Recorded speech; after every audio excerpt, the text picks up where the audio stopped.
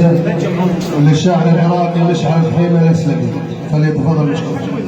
بسم الله الرحمن الرحيم. السلام عليكم ورحمة الله وبركاته. قرب الميكروفون قرب. أعزي نفسي وأعزي أهل جربان عامة، واسمي واسم الأسلم عامة، وأهل حيمي خاصة.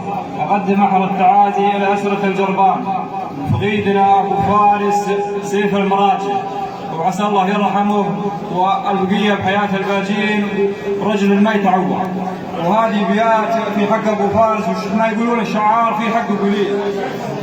أقول هلت عباير شمر بالجزيرة، ويبسيه قصره وجيش الصناديق، حميدي ابن دهام راعى الجزيرة، عقبك أبو فارس ما جابت الغيب، وجزيرتك بعدك قل لي من يديره، قسم بالله ما لها الا انت يا الحي.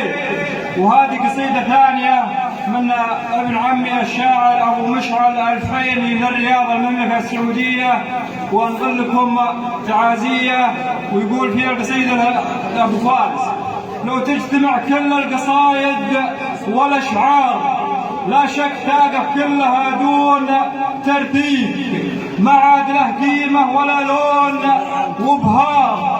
اي والله ان ابكيك وشلون ما ابكيك، ما هو بكيفي غصب تبكيك الانظار، وتلل على يبسيك والقصر ينعيك، وتبسيك شمر كلها صغار وكبار، ومنقص اليمن الجبال حايل تناديك، منقص اليمن الجبال حايل تناديك، نقص الجزيرة من قفا ضلع سنجار، مرحوم يلي كل الافعال تطريق، مرحوم يلي كل الافعال تطريق، وتبسيك الشيمة والمراجل والاسطار، ومن عقب ابو فارس فلا عاد نطريق، يا المشيخة ما عاد لك سمع وابصار، يا المشيخة ما عاد لك سمع وابصار، راح الزعيم اللي يعدي مباديك، اكفى وخلالك من المجد الاذكار، يلا عسى في جنة الخلد ناتيك، في جنة الفردوس مع سيد الابرار. وسلامتكم وجميع الاسلم يقولون لكم تعازي من العراق الحبيبة، والسلام عليكم ورحمة الله وبركاته.